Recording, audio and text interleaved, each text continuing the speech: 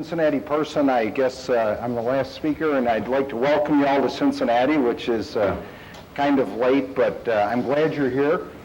This clinic has continued to grow back to where it was at one time, and Bob has done a great job building this clinic back, and my hat's off to you guys, because I think we're all a lot alike.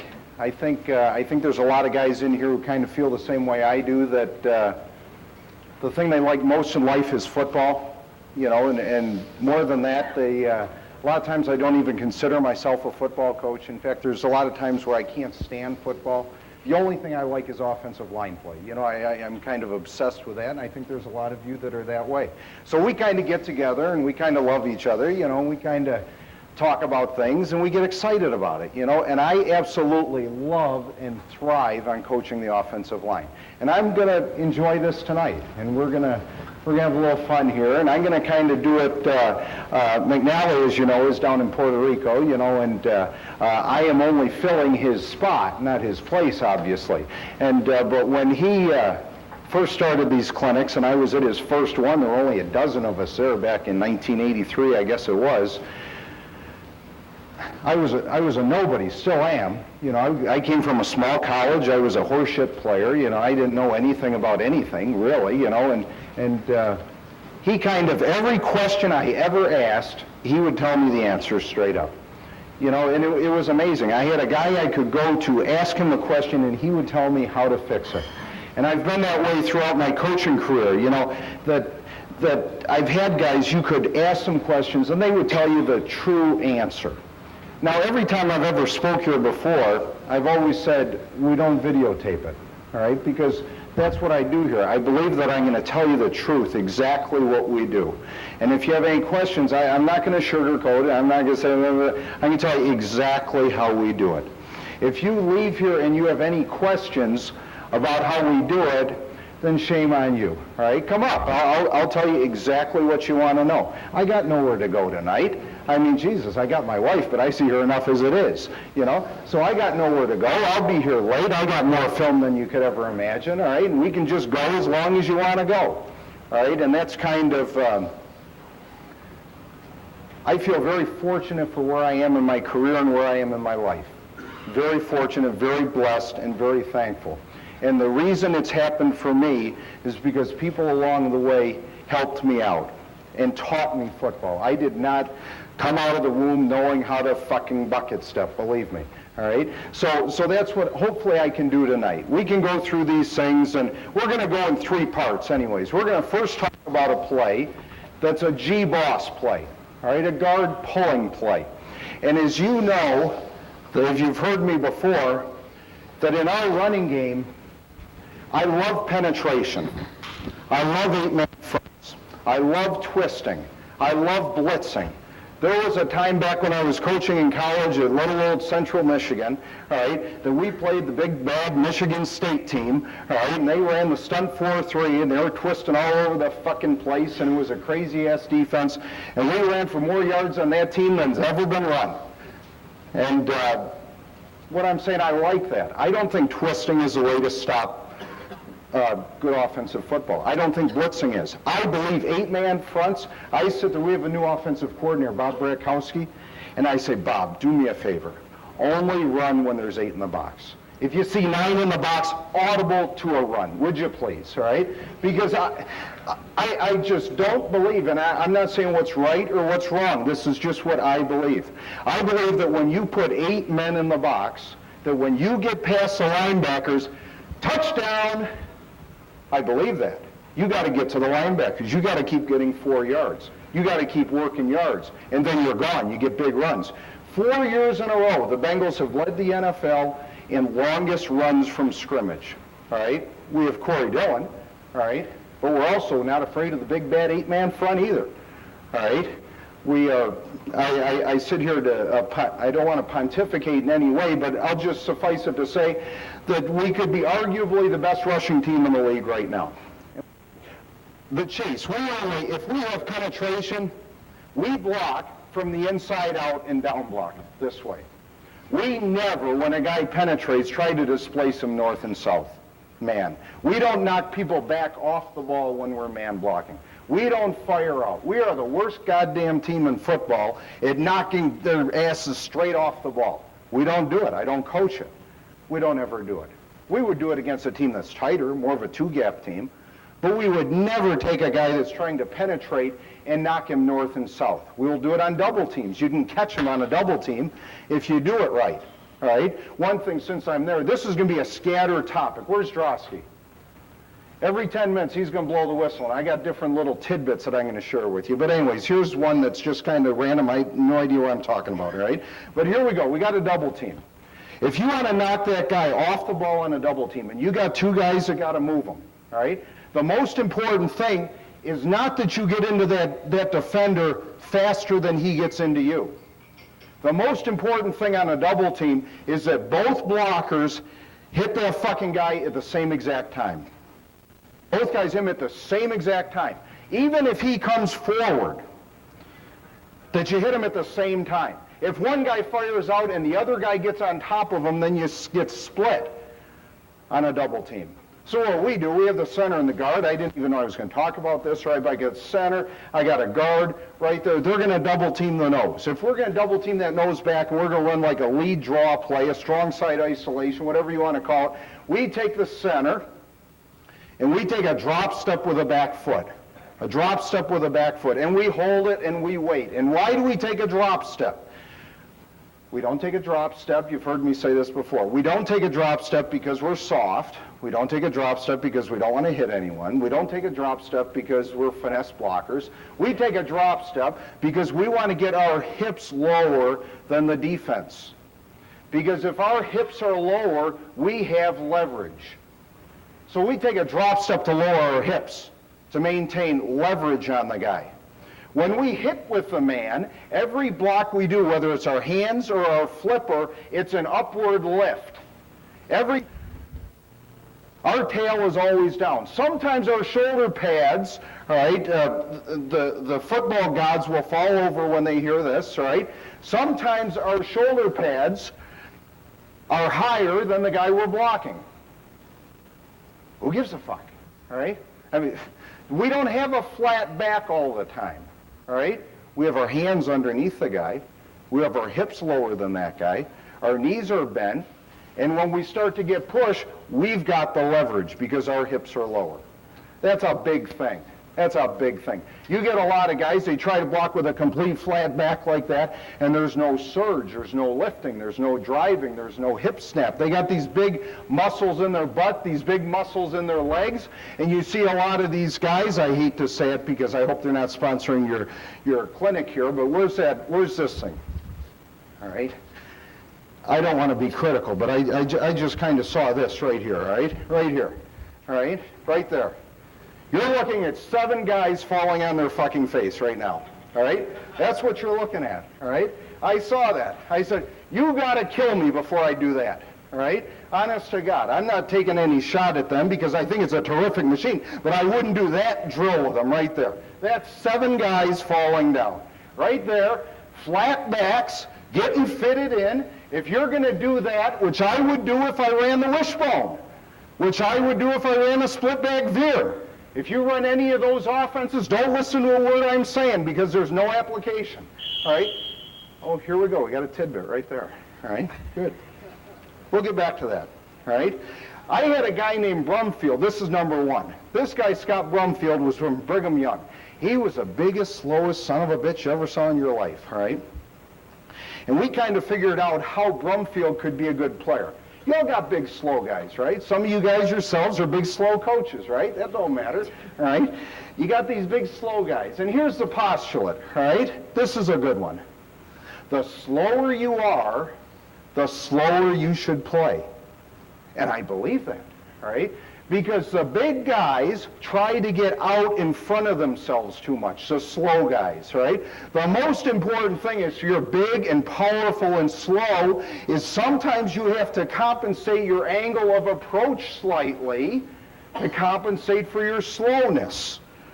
But if you take a quicker angle of approach to get the guy, if you say, God damn, you're slow, you got to get going, that's not going to help anything, all right? You just have to adjust your angle slightly, go a little bit deeper, right? Usually, now if you're small and slow, forget it. You don't have a chance, right? But you have to adjust your angle a little bit and slow it down. I wrote that in minicamp. The very first thing I wrote on the board, I wrote, slow it down.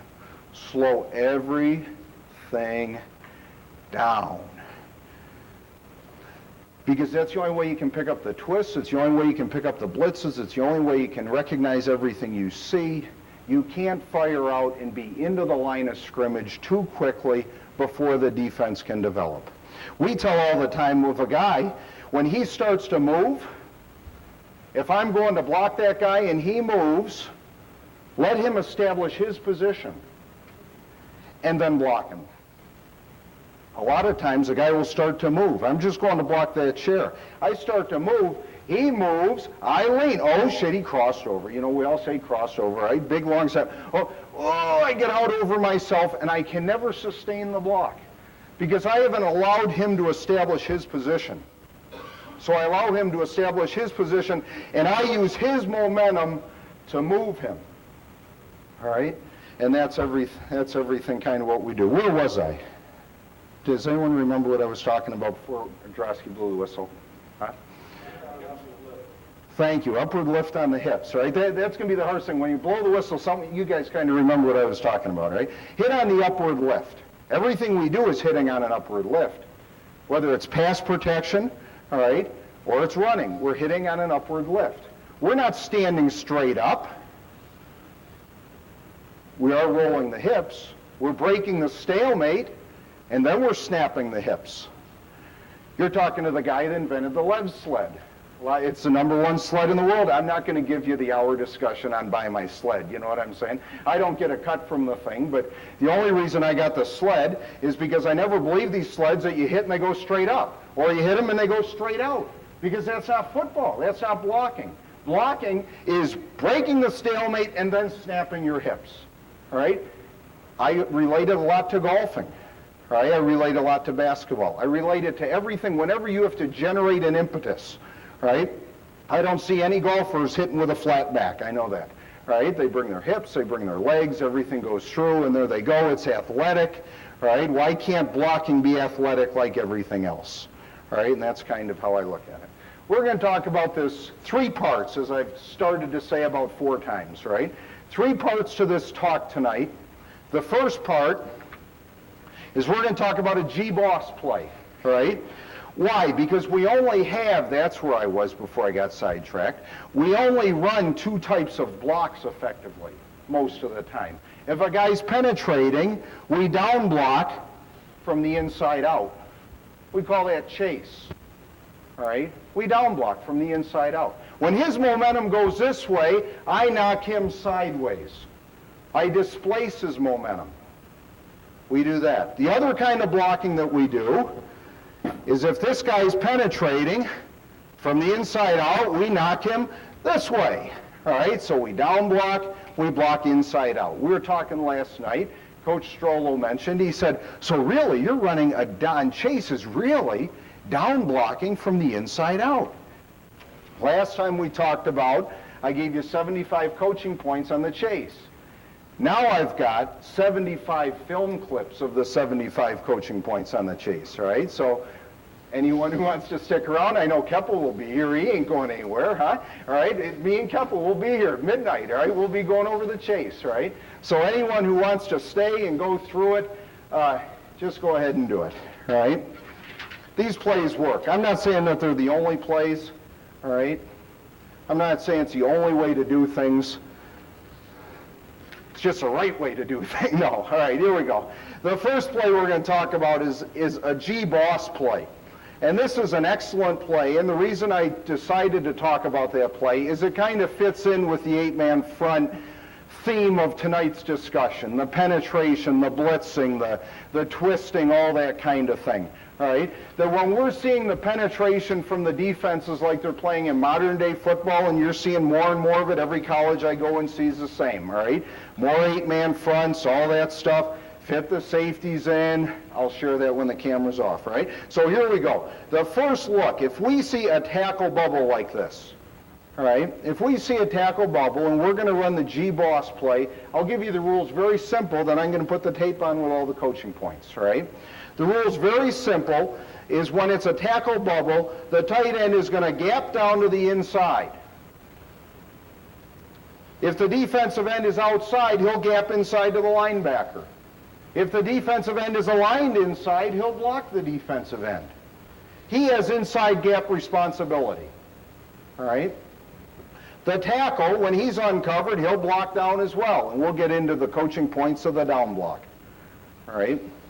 The front side guard, he will pull on a trap course to trap the end man on the line of scrimmage.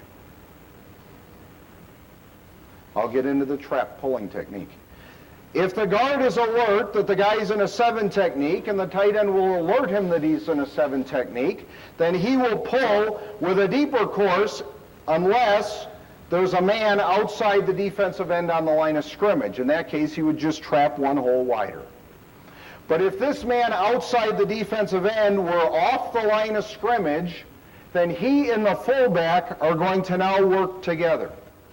All right? He is going to pull with depth and attack this character right here. And I will show you, I'll give you the different coaching points of how we block that guy. We generally like to cover him up and block him on the angle, things that you've probably heard me talk about before. He knows that the fullback is always going to start through the B gap. Fullback is always going to start through the B gap. I don't do the thing where the guard pulls for the backer. Why don't we pull the guard for the backer? Because the guard pulls like this for the backer. All right? We want to pull as quickly and as fast as we can to get out of there and get the play going. We want to create angles quickly and get people moving. I was a guard at one time in the wing T offense, and I was blessed with constantly being reminded by my coach to get your fat ass moving and get out of the hole. And I always used to take that personally, all right? I'd say, my God, doesn't he realize that I have to be in a good position to block that guy and adjust? He goes here, he goes there, but I got to get him. And the longer I coach, the more I'm convinced, get their fat ass out of the way, all right? I know that now, all right? Get the guard gone, all right? Pull with speed. Get him going as fast as he can, all right? Okay, so he's going to pull, and we'll go over the techniques of his pull. The fullback is going to go through the B gap. If anything is to show in the B gap, whether it's a blitz, a linebacker run through, a twist, a pinch, blah, blah, blah, the fullback will block anything that shows in the B gap. If nothing shows in the B gap, then the fullback will then insert himself on the inside hip of the guard. And they will work in tandem to handle the two defenders that show. The guard will block the defender that shows from the outside. The fullback will handle the defender who shows from the inside. Because we never want the guard, when he's pulling, to put on the brakes, to square back up, to turn back to the inside, and then log jam the play. We want to get the play moving, getting it going, so that everything is cleared and the tailback can. Okay, here we go. We were talking about the fullback. He starts in the B gap, all right, and then he works. The center is responsible for the A gap. He's going to go through the A gap, and if he pinches, he takes him. If not, he takes a linebacker blitzing through the A gap. He takes a back linebacker blitzing through the A gap. If nothing shows in his A gap, then he will continue looking over his backside shoulder to flatten to the safety. All right? The backside cuts. Cut, cut on the ground. Howard did a great job this morning showing you some cutting drills, and it's exactly how we do it. We'll see him on the film. The tailback. He takes a little drop step. He turns his shoulders like that.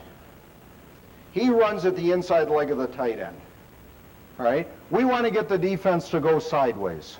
All right? The linebackers, by the back turning in that particular fashion. All right? Because if they overextend, we can cut up. A lot of people that run this play, they run it as a different philosophy. They kind of run it as a belly and then bounce the back. All right? A little different. This is a different play, right or wrong. This is a trapping play to us. All right? So he's going to run at the inside leg of that tight end. If it's a trap call, he'll go inside, the fullback will lead inside, and you've got all kind of bodies leading through a big hole. All right? If this guy's down here in a 7 technique, then he will then run to the inside leg, and then he will bounce, keying the blocks of the guard, kicking out the force, and the fullback leading through, running through that alley. As he starts to run to this course, if any color shows, he will cut up inside the color. Meaning if the tackle blocks down and the 3 technique jumps out and he twists them out, the ball will go right up the middle. All right? The tackle does not have to create position on the down block. All right? The quarterback is going to come out, extend the football, and then run a naked, a keeper, back to the weak side to try to hold the defensive end momentarily. And if he can just hold him momentarily, and I got a shot here, if we run the play and then the quarterback keeps it and runs it around the end, and we do that just to make sure that the end just freezes just long enough. All right? Okay, so that is versus a tackle bubble. All right? All right? Okay, if we have a guard bubble, and we feel that the tackle can block the guy on him, he'll block the guy on him. The tight end will use a tight reach to block the guy on him, if we feel they're tight on him. The guard then will pull, same thing for the force. He'll either trap him out or he'll take his outside leg if he collapses. The fullback once again will lead through the B gap to flatten out and stay on the inside hip of the guard, looking over his inside shoulder for inside leakage penetration up through to the safety. All right? Everyone's the same. Everyone does a hard zone blocking to the front side. If we feel that that defensive end is in a loose 5 technique, where we feel the tackle cannot reach him effectively, then he'll make a call where the tight end will block down, the tackle will pull, and he will block the Sam linebacker on the angle. He will not hook the guy. He will block him on the angle. I'm going to say the same thing to the guard. When the guards pull, I've never coached this, and I believe it's right. When a guard pulls on a trap, if the guy comes up the field, stay there until the last second, and then just put your hands on him. When you're pulling on a trap and the guy goes deep and you start to helmet adjust too soon, inevitably the guy falls off and he makes the tackle. So on this type of play, on a trap, that guy can't make the play as long as you just put your hands on him if he flies way up the field. All right? You don't have to kill him in that situation. When do you have to kill him? This is when you have to kill him. That when that guard pulls, if that defensive end closes, all right? Listen to what I'm saying now. I'm not going to tell the guard to hook him. Not saying that. Not going to say position him. I'm not going to say cut his outside leg. I'm not going to say try to seal him to the inside and let the ball bounce. If I'm the guard and I'm pulling and that guy closes and he's not up the field, I'm going to hit that guy as hard and as flush as I can hit him. Right down the middle. As hard and as flush as I can hit him. And the reason for that is when you try to hook a guy, and that could be true with a backside guard on the counter, I do the same thing. If that guy closes, I just put my head inside, hit the end man on the line of scrimmage as hard as I can. Not with hands, with lift. All right? With lift, hit him as hard as I can. And what happens when you hit that guy as hard as you can? You may create a hole, and the back can go inside. Or he may squeeze way down, and since you're hitting that guy as hard as you can, the back can bounce and the guy can't get off your block quick enough. All right? And that's effectively what happens. But if you try to hook the guy, then he'll penetrate on you. And then you got a problem. All right? So we just hit the guy as hard as we can. The same thing's true with the tackle there. When we pull, all right, we try to put our head across in front, block that outside number as hard as we can. All right, and block him on the angle. If he closes all the way down to the inside and you start to overrun him, well, we might then just put our hands on him with a little balance. I got a picture of that. All right, so we would make that particular call right there. We have done the thing, all right, and Coach Muir at the Jets, they do a sensational job of this. We have not been real good at it. Of the guard will block down on the nose, and they'll have the center pull around. All right. I've seen them do that, I don't know about this year, but a couple years ago anyways, you were doing a lot of that, remember? And they do that when the nose guard's really tilted like that, and we do that some. and it's very effective. I just have not coached it very good because, I don't know, whenever we do it, the nose guard grabs the center, and probably happens in practice more than it happens in the game, but we have it in and we do it a little bit, all right? I'm not good at coaching that. I'm about as good at coaching that as three-step drop protection. Okay, I know coaching, I know tips, though. Point on a double team, all right? Double team. I'm talking about the front side tackle and the tight end on a counter play or a power play. I'm talking about the guard and the tackle double teaming on a counter. Something where you're doubling back to the backside linebacker. This is how you prevent run-throughs, all right, without just vacating. I'm talking about linebackers running through. And it's just a little technical thing that I can't believe it took me this long to figure it out, all right? If I'm the uncovered guard, if I'm the covered guard, excuse me, or I could be the covered tackle, I could be the center on the isolation play, doubling with the front side guard. Same thing, I've got a character over there. When I start to create movement and push on this guy, the most important thing that you do is as you're pushing this guy, that this foot remains staggered behind this foot. All right? That when you overstride with your feet, as you start to drive the guy and put one foot in front of the other like this, if that guy runs through and this foot's up, you can't get back underneath without swinging your hips, crossing over, being off balance, blah, blah, blah, all the things that are bad. So if we're scooching into the double team, we'll kind of scooch here and work this foot, keeping this foot back. Can you see that over there? I'm talking about this foot. As I'm doubling, this foot will be back. All right? So this foot's working forward, all right, and that foot's working forward, all right, and you come off, and that way you can come off for the linebacker. So as you're going on the double team, make sure that they're not doing one foot in front of the other. You know, make sure that they're staggering their steps as they're getting push and movement on the guy. Okay. We were on the film. I remembered that. 26 and 27, we call it. G-Boss. It's really not G-Boss. That's what we call G-Boss. All right? All right, this is how I do. I got all kinds of coaching points here. All right? Here we go. This is a situation where we got into the tackle bubble side. That's why I went over first, because I knew it was first on the film. All right? This is to the tackle bubble side, and the tight end is always going to block his inside gap. Now, obviously, there's all kinds of gaps in here, so you're going to say, gee, you got a pretty good play here to show, all right? This is against a nickel defense. I'll make that point, all right? And I'll talk about when the camera's off, a neat way to get them in nickel defenses when they don't want to be, all right? Okay, here we go. So right there, the defensive end's out there, all right? So the tight end blocks the first guy in his inside gap. The tackle blocks the first guy in his inside gap. The guard pulls and traps the end man on the line of scrimmage. The fullback leads through, nice and pretty. The tight end originally had him, but he did a tremendous job of adjusting and taking the first guy that showed in his gap. The center worked up. He was able to get the front side linebacker with his head across in front, power behind. The guard traps into the line of scrimmage, kind of ugly there because he tries to helmet adjust too soon. I wish he would have just hit him with his right shoulder, but he leads through, does the best he can. But here's the point, the ball's gone. All right, a lot of times we run this. I love to do this on this play. You take the front side guard, you pull, and you trap that guy. You trap, all right? And what do we trap? A lot of times, I kind of enjoy this, right?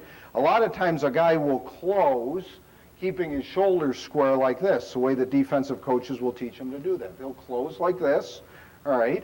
He'll close like this and keep the weight here on his inside foot ready to close. So we'll just, boom, chop that leg out and, you know, kind of crumble it a little bit, and there's a hole, and there we go. All right? So that's kind of good sometimes. I don't think I have a picture of that. Rich Bram used to do it all the time when he was a guard. He used to pull and chop the guy. All right? So there we go. Fullback leads through. All right? Sitting on the inside hip of the guard, leading through the B gap. All right? B gap clean up to the safety. There we go. Okay. All right, let's watch the tight end and the right guard. We got the same coaching point here. All right. This guy's in an outside alignment. All right. This particular character is in an outside alignment. So he would block his inside gap. He pulls. All right. That's fine with me right there. That's fine. All right, I wish he'd bring the flipper a little bit more, but he's got his head inside the hole so that he won't retrace him. All right, and the fullback and the back lead through. Head across in front. Big coaching point for all front side blockers, including the fullback. Head across in front. Head across in front. Don't hit him on the inside number. He wouldn't have there anyways. But a lot of times if you hit the guy on the inside number, here's a theory. This is what we have to understand on all of our blocking. This works on our type of offense that we run. Can you see this? Or do I need to pop that out? Okay. Here's the theory, all right? When we have a back that runs on that course, and we have a back that runs on that course probably 75% of our plays, whether it's a chase or this particular play, or we run a counter back off that course, or we'll run a back play back off that course, all right? We start out with that course right there, all right? And when the back runs that course, the theory of the offensive line is you have to take color away. What does that really mean? Probably you guys have been coming to the clinic forever, have heard take the color away, take the color away. It simply means this, that if this character were to block that guy, whatever, he would have to make sure that the only thing that running back sees with his left eye is his own blocker.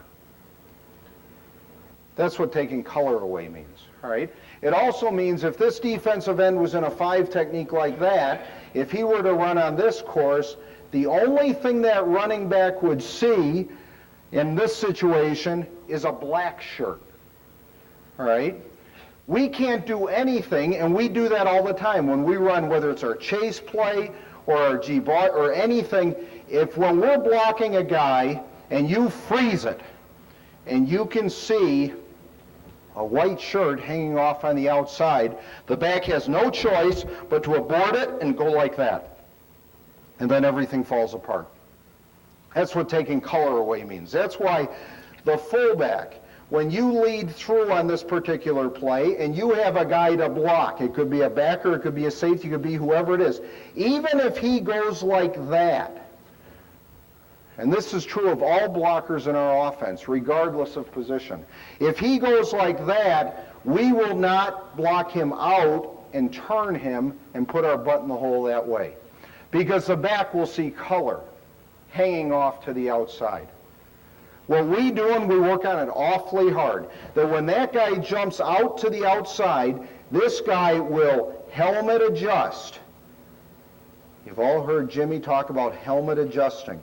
Helmet adjusting means that he will adjust his helmet and take the color away, like that. You'll say, my God, he'll get flattened out.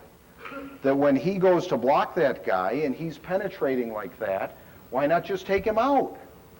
There's color showing. It forces the ball to be constricted. There's no hole. You don't get the expansion in the defense, right? If a guy's going this way and he penetrates and you just push him out like that, you end up turning your butt. I'm going to push him out, all right? Coach, 1 second. I'm going to push him out, but here's the secret, all right? If you want to run these chase plays, any of these kind of things, he's running these slanting type of plays, all right? Make sure you get this. I'll jack you up a couple times so you can feel it before you go home, right? And because this is the most important thing that you feel is the fit on this guy. The fit is whenever a man comes here, and it could be anybody, the fit means that the head is across in front to take the color away. So if the running back is over here, he doesn't see this guy. And as long as he doesn't see that guy, he's in a great mood. You know what I mean? He can just keep running. All right? And then he can make multiple cuts wherever he wants to go. But if I am right here, I have the color taken away. This guy here is a little bit concerned, because he sees the back coming, and he sees my head out here. And he knows if my head's out here and the ball carrier's over there, that he's going to go like that he's going to maintain leverage in the defense, all right? And as he maintains leverage in the defense, I will continue to helmet adjust, to take the angle away, to keep the color clean, all right? Now, here's the misconception, all right? The head is in front to take away the color. The head is in front to get the guy to move. The head is in front to give the guy the illusion that we're working to the outside. The beauty is the powers behind, all right? Here's the misconception, that when you go to take the color away by putting your head in front, all right, and you get your body too far in front, he can hit you on the shoulder and knock you off and throw you down, all right? The fit that you want, and this is the key to the kingdom right here. The key to the kingdom is that when you turn and you put your head on the outside, start to come, the power is inside. So the head goes on the outside number, but the blow is delivered on the inside number. Are you with me?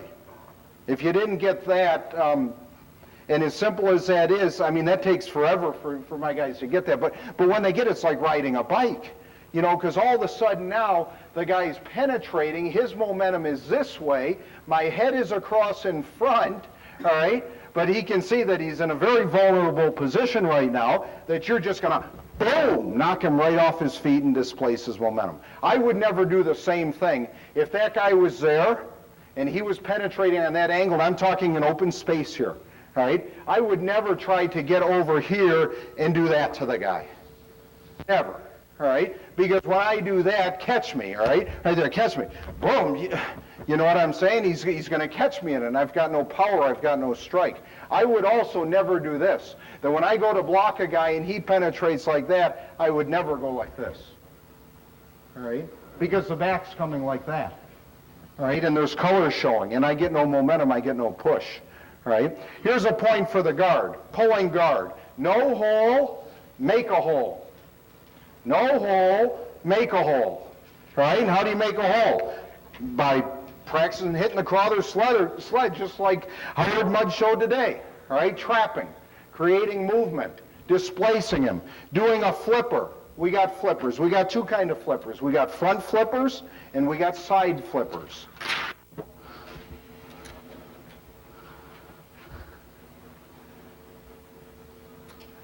Okay, here we go. Let's watch the right tackle.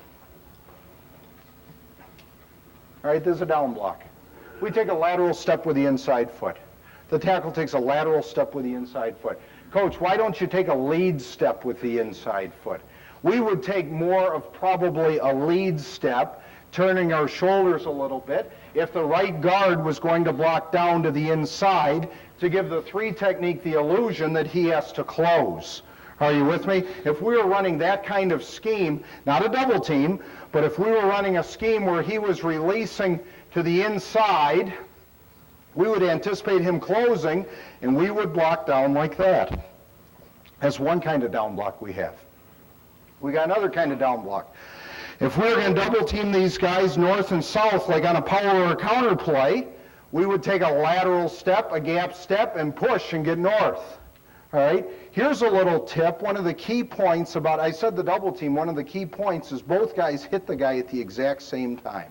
All right, and if both guys work together and they're hip to hip and the guy penetrates and they're down nice and low, we did it this week. My center and left guard, they've been playing together a long time now, and I said, let me see if you guys can do this, right?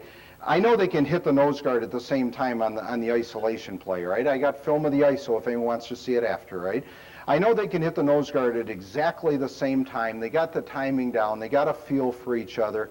I want to see if both you guys can hit, drive, and snap your hips at the same time. Now, that's hard, all right? And then they kind of did it, all right? We had to try it a couple times, but that's kind of body control working on a guy. We do a drill on a double team, all right? This is a typical Alexander clinic. We get through about 4 plays, all right? If we're doing a double team, all right, this is a great drill for teaching guys to stay hip to hip with a double team. Take a shield, all right? Stand there as a coach. Stand behind them, all right? Set, hut, they step together and slide the shield in between their hips, all right? And just have both guys waddle straight down the line, keeping the shield on their hips as they go. Just controlling it. If one guy's too far in front, the shield falls down. If one guy leans out, they trip each other, the shield falls down. They have to learn to feel each other's hips and work together to move the guy. All right? Here's a big coaching point on the double team, since I'm already there. All right? That this guy, the outside guy, let me talk about the front side guard once again on the lead play, because for whatever reason, Bob, that was a big topic this year, all right? Right here, the front side guard on the lead play. I learned this from Hudson Houck. I wish Hudson actually would have talked about the isolation, because he's the greatest isolation coach that's ever lived. You know, he was the one who did all at USC and blah, blah, blah. All right, exactly like he does it, all right? But I learned this principle that fits into what we try to do. All right, that when you step to the inside and you start to move the nose guard, when the guard feels that the nose guard is leaning into the center, do not push into him. Don't push into him. In fact, I tell them on the double team front side guard where we're trying to get vertical push, no outside hand, inside only. Inside shoulder, inside forearm, inside only, no outside hand. Because when you start to come down and you push, and this hand goes in there, you'll turn your shoulders and you'll drive them onto the guard, onto the center. And you don't get vertical push, you get lateral push. All right, maybe you want to do that on a particular play. That's how you do it, all right? But on the isolation, who asked why does the back run at the A gap on the isolation play? Who asked that one today? All right, maybe he's already gone, all right? And this is the answer. Why does the back run at the A gap on the isolation play? Because the biggest holes on the isolation are front side A gap, back side A gap, back side B gap, all right? The biggest holes are right there. So the back runs right at that A gap, and he gets them to go. I used to run the isolation play. We call it a sprint draw. It's the same thing. I used to run it many years ago where we took the back, and he went shuffle, shuffle, and he ended up about in the B gap, all right? And then he worked up the field. Why isn't that good? This is why it's not good. This is a big point we make with our backs and our linemen, all right? If we're going to double the nose guard on the isolation, we want that back to run right at that nose guard. And what is that going to do? That's going to affect the backside linebacker. Because the tighter he can stay to that nose guard, the less likely that linebacker is going to go to overrun it. He's going to hang back for the cutback. If the back gets too wide over here, the linebacker will run. And if the linebacker runs, then the guard's going to come off like this, and you're not going to get the vertical push that you want. What you would like on the isolation play is for that linebacker to sit right there. Right? And as they're pushing him, all right, now the back makes a decision. If that linebacker's sitting right there, here he goes. All right? If that linebacker's sitting and then he starts to go over the top, you make him a head fake, and there he goes, right? And that running back is really, we call teasing that linebacker and forcing him to make a decision, all right?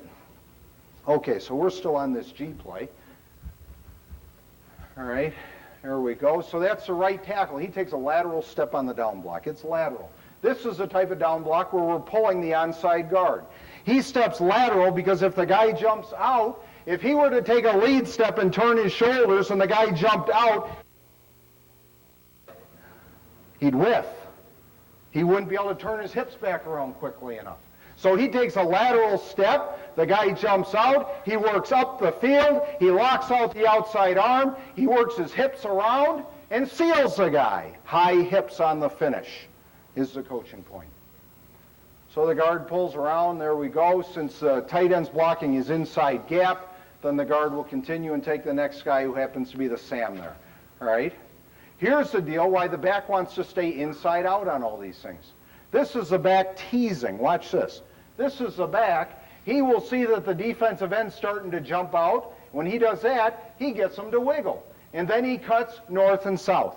That which the running back is doing right there, why is Corey Dillon such a great back? Number one, Corey Dillon, I'm not saying you can go there and take your Joe Slap and coach the hell out of him, and then all of a sudden you got Corey Dillon. That's not going to happen, right? But because Corey Dillon is a great back, and he's obviously got 2 records sitting up in Canton already, all right? Why is Corey Dillon a great back? Number one, because he's the toughest motherfucker I've ever met. all right, as a running back. He wants to pound you, and he wants to compete, and he wants to be a running back. That's what he wants to be, all right? That's probably the biggest reason. Why else is he a great running back? Because he can run on angles and get the defense to go and make abrupt cuts. Or he can run on angles and set defenders down and run away from them, all right? He just doesn't run through big holes. I've coached running backs. If there's a big hole, they get a big run. If there's no hole, they get no yards, all right? Well, that's running backs just running through a hole, all right? Well, this is a running back obviously making a run. Right now, I can't tell you how many running backs I've coached right now that probably wouldn't have got a lot of yards there because they would have jumped outside there and followed the guard and the fullback, all right? But the back right there, Corey Dillon realizes that he just gives a wiggle, gets them to move, jump outside the tight end. Tight end maintains the pressure and cuts up, and there we go. You can't make an arm tackle and make a lot of yards. Good finish there by number 72. All right, what did he do? Oh, okay, good. All right, 60's down there. Declusterification, all right? This is the thing that I talked about last time, all right? This is how you block blitzes. All right? This is how you block blitzes on runs. This is how you block blitzes on a slanting type of play. It could be an outside zone play. Maybe you run the outside zone. It could be the stretch play, all right, which I think those are two different plays. It could be this G-Boss play. It certainly could be our chase play because that's when we do it all the time. You probably can't decluster on a tighter play, all right? Declusterification. Blockers are assigned to defenders. Let me take the backside tackle. He's got a tight end next to him, all right? And basically, you'll tell the tackle and tight end, all right? You can do a couple of things. You can either man those guys up on the backside. I'm just taking one particular, it applies to right across the line. You could take the tackle and tight end, you could man it up on the backside. I'd rather eat lint than do that. All right, and I'll show you why, all right? We will always zone, all right? We will always zone like that. And the reason is because this guy is now assigned a cluster. He could be working for these two guys on a call, or if he came down into the box in an 8-man front, he could be working for these two guys on a call, all right? But he is basically, since nobody is in his gap, and it's a zone theory, because nobody is in his gap, he is now permitted to cluster block and not worry about his gap. Meaning, he's allowed to get some push on the defensive end so the tight end can take him over and then work up for the next guy that shows. All right? Same thing's true here. Since the center's onside gap is not affected, he can get push on the down guy, and we can get a double team. This is a cluster. This is a cluster. Right here, these two guys are a cluster. They're working on those groups of guys. Because right now, nothing is affecting their onside A gap. Right? You have to remember that your onside A gap takes priority over all things. That if a guy was to line up in your onside A gap, you would be responsible to get your head across in front, block him on the angle, take the color away, and displace him. If this backside tackle sees this linebacker cheat up, cheat over, cheat in, shows any sign that he's going to blitz and attack the B gap in any way, then he is going to, on his bucket step, turn his shoulders, see what the linebacker does, and if he attacks the gap, he will go to the linebacker, head across in front, block him on the angle. I didn't know this before Dick LeBeau came here. And all of a sudden, Dick LeBeau, who, my God, runs more zone blitzes, twist and right? Guys going all over the place. My first training camp with Dick LeBeau was Paul Alexander 0, Dick LeBeau 5001, all right? Because every time he brought a fucking blitz, oh, Jesus Christ, all right? Anyway, so this kind of applies not only to Dick, but it applies to all kind of blitzing. I learned this. I didn't know it. We always did the thing that we never blitzed. I mean, on a run in practice, we wouldn't run blitzes. You know, you'd be afraid you'd get a back killed or somebody. You know what I'm saying? If anyone would show, this guy would be responsible to block his B gap. This guy has to see past his man to the onside gap. If anything shows, he goes. All right? So let me talk about a play. I'm going to talk about a blitz that's been some of the biggest runs we've had. Let me put this particular blitz up. I'll put up one that our defense doesn't even run, just so that anyone watching the film might not have any bright ideas, right? Right there, I'll give you a blitz that's kind of a common blitz, all right? Right like that. All right, I won't make it too complicated. I could twist those guys, but fuck it. I'll bring him here. I'll bring, nah. I'll bring that fucking guy over there. We'll talk about that after this tip, all right? Okay. This is good, all right? Coaching. You ever get those coaching days when a guy does something and it's fucked up and you have no idea why it's fucked up, all right? Two guys are working a combination block and it just looks lousy, all right? I don't know why. They look at you like, I don't know. It just looks bad, all right? When I catch myself and don't say, oh no, that's never happened to me, all right? If it is, then, you know, we need a spot for you next to Vince Lombardi, all right? But if you're right there, all right, and you see one of those things and you can't figure out why it's screwed up, I find myself that I didn't make my video mental picture. I call it my video mental picture. That when I'm coaching, I try not to correct on my first observation.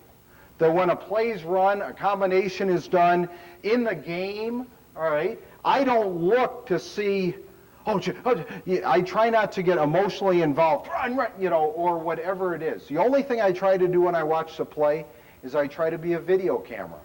And I try to record what is I'm seeing through my eyes, all right? Learn it. I only learned this 10 years ago. You know, it's kind of a technique that you learn how to do, all right? That when you're watching the guys do a combination block, just record it. Don't say anything.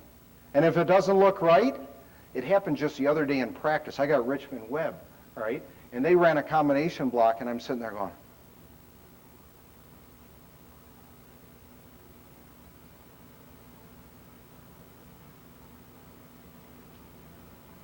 you were too far fucking downfield. That's what you were.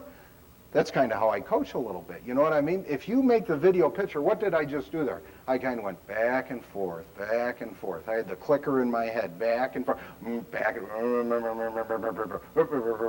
and you will be amazed. If you train yourself to do that, same thing watching a play during a game, you're standing there on the sideline, they run the play, just video the play in your mind, all right? And when they say, what happened? Fuck, I don't know. If you say, fuck, I don't know enough, you'll be looking for a job somewhere else, all right? So if right there, if something happens and it all collapses, if you know the answer immediately, well, maybe you just saw it immediately. But you should be able to have the skill where you can keep playing that play back and forth in your mind, and then as you play it back and forth, you can figure out what happened, all right? Declusterification, all right? So there we go. That linebacker cheats a little bit. All right? Everybody blocks their gaps. Here we go. On the angle, on the angle, on the angle, on the angle, on the angle, on the angle. All right? So there it's a pure zone concept. Pure zone versus blitz. All right? And we'll do that. If we were to run, and that's anything we got. If we were to run, and I know if you do this, then I'm going to be disappointed you didn't tell me about it, all right? Because it took me a long time to figure it out, all right? If we were going to run, let's say, a power play, and they were to cheat this guy inside like they were going to blitz like this. We talked about this one, Bob, a little bit yesterday, right? And if that linebacker were to show it all, if that linebacker shows like he's going to blitz, I'm giving you a tough blitz, obviously. This is a tough thing to do. All right? If that linebacker were to show, I would decluster. I know I called me and tight end, we're going to double team back to the backer. That's my rule. That's what I see. I say this. We have a term, we call it watch it. It's not real sophisticated. All right? Watch it. We make that call all the time. All right? People who play us probably say, oh, geez, they're making that watch it call again. All right? What does it mean? It really has no meaning. It just means that I see something that doesn't look good, all right, and everybody open your eyes, all right, is what it means, all right? Don't get mired into tackle tight end, you just take that guy, you know what I'm saying? If I'm the right tackle and I were to see that linebacker start to cheat to the inside, I'd say, watch it, watch it, watch it, all right? I could do that on protection when I don't know, is the slot coming, is the safety coming, who's coming? They're both kind of there. Which guy am I working for? Watch it, watch it, watch it, watch it, all right? We all just kind of look at it, and eventually it will declare, all right? So right here, we're running a power or a counter play, and that guy started to show, all right? Now, the video, people who are listening to me, all right? We're not going to make a call if you step up, all right? You're not going to step up, get us to make a call, then you're going to back out, and we're going to be stuck into the call. Not going to happen, all right? So anyways, here's the deal. When he starts to show to come up, he will block his gap. He will block his gap. He will block his gap. He will block his gap. I'm blocking a power play. He will block his gap. He will block up through there. They're all picked up. Probably it's going to be a safety in this type of blitz covering in the hole. He would take him, the fullback would kick him out, and there we go. All right? We would decluster when we see a linebacker start to cheat up. All right? Now, what if they cheat up and then they go back on the snap? Number one, don't give them too much credit. All right? Because I know this, that they cheat up. This is where I say we're not going to make a call. Because this is our kind of football, all right? And you guys probably see this particularly in two-a-days practice against your own defense. You know what I mean? They kind of like to dick, bump, move around, blah, blah, blah, you know, all that kind of stuff, right? When the ball's snapped, the guy's going to be going where he's going. No question, all right? That if he starts to cheat up, right at the last second, he's probably going to start to pop out. Because if he's got to run with that tight end down the middle or something, and it's a pass, he better not be standing up on the line of scrimmage. All right? So at the last second, right before the ball is snapped, they're going to declare. All right? If not, then we're going to block as a decluster. And probably they're not going to be able to get out in time, and they're going to be picked off. All right? So that's a watch it. All right? I got an example, and on this chase film I have several examples of declustering, all right, but I put it on this G play also. I believe it's a center declustering, and you don't always make the most pretty, is it the center? Who did I write on that coaching point there that it was? Oh, it was the center and the left guard. Yes, it was. All right? Here we go. Here's that blitz right there. All right? Oh, they're coming around. I guarantee you, sure as shit, all right, that if that center was assigned to block the front side A gap, all right, if that was his job, if that guy showed, my guess is that the most centers in the world would have turned back and took him, all right?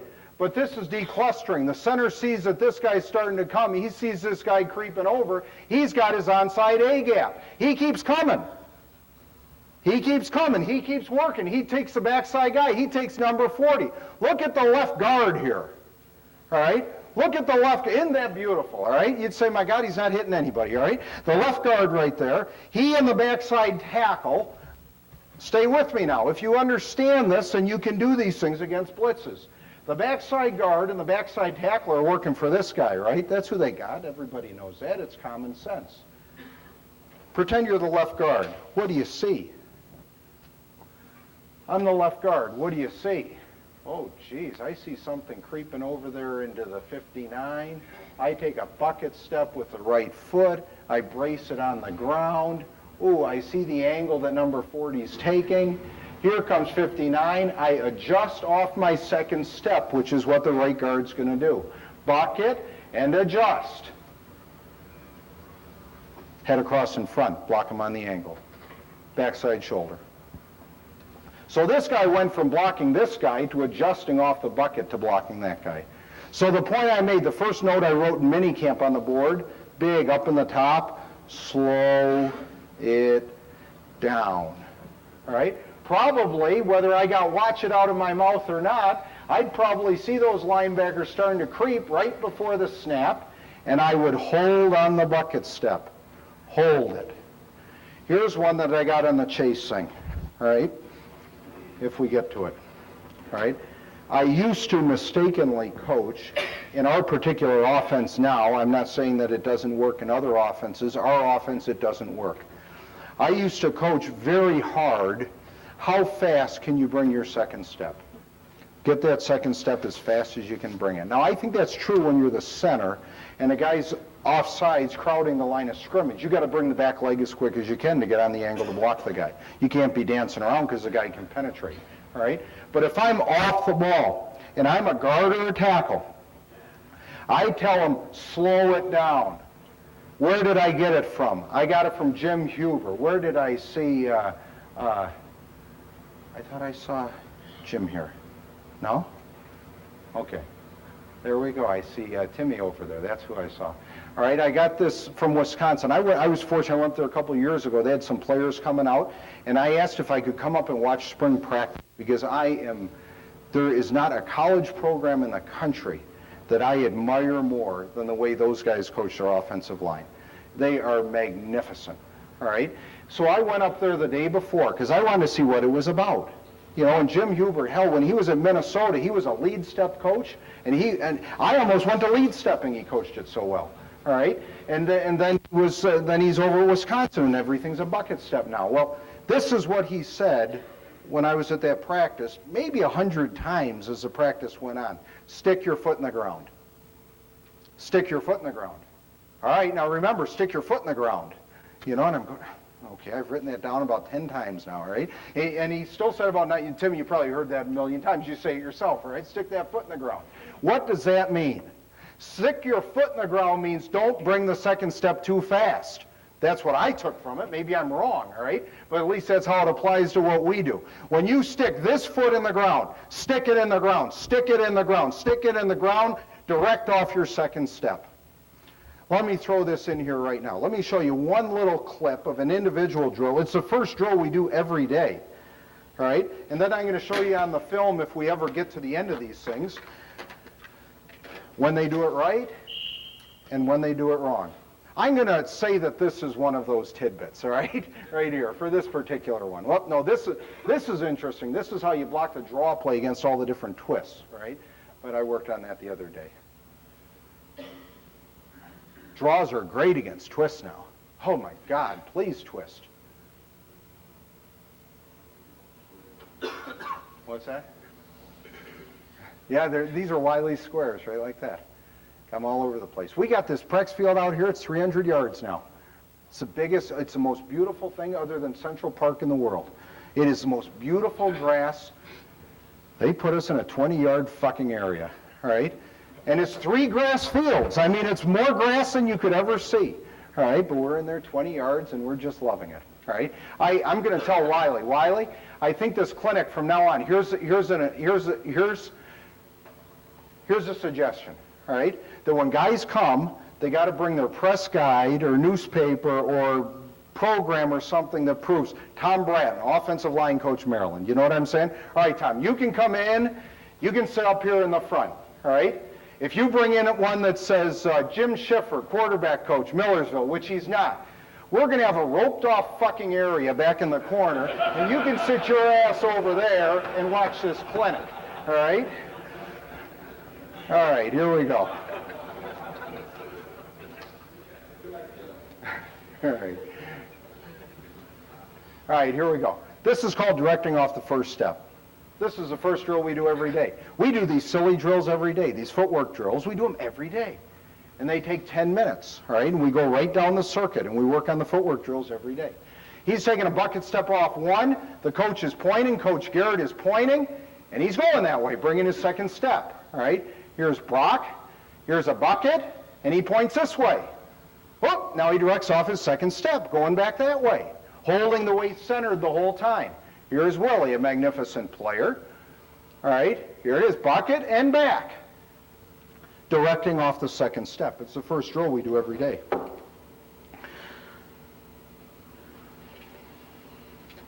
Showing way it's the only way in our particular plays in our system that you can decluster, block twists, block blitzes, block on the angle, pick up all the things that you have to do. I don't believe this, and when we get to the 8-man front thing, if we ever do, right, I don't believe this, All right, this theory is not a Bengal theory. All right, this theory does not work. All right, we do not say, well, the safety's there, the back's got to make a miss. And we got Corey Dillon. That's not one of our theories now. That doesn't go. All right, probably the one that doesn't go with most is me. All right, I was raised by Bo Schembechler.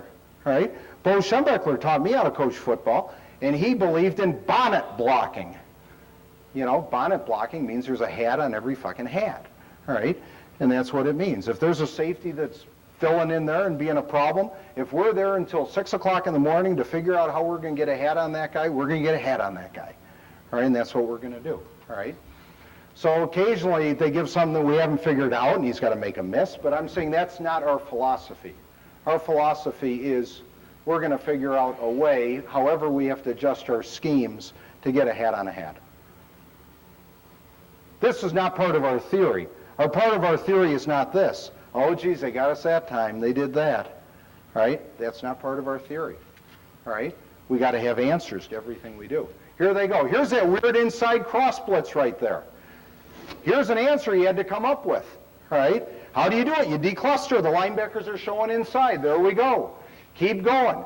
The center gets hung up on the nose there just a little bit because he's still hanging in the gap. All right?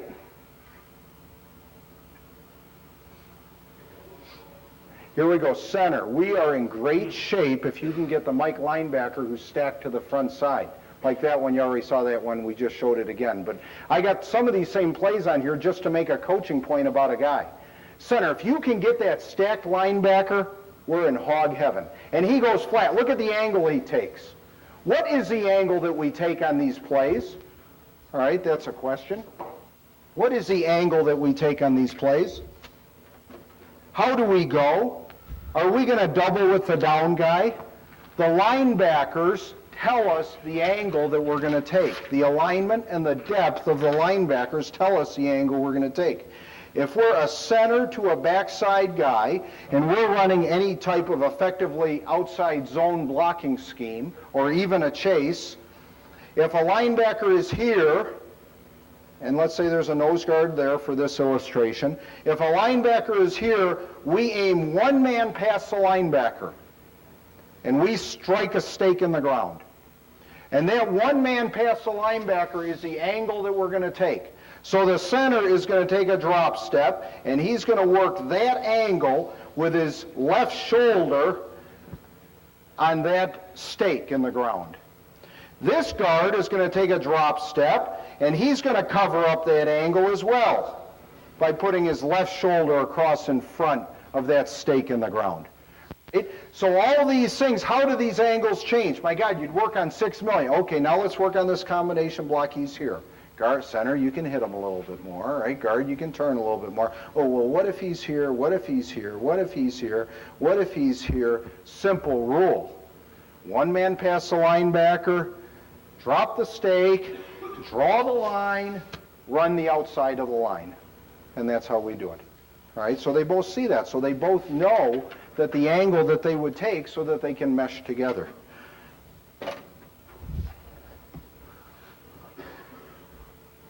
Okay, that was the center. And the reason why I got that backer, as you can see, is because of the way he's going.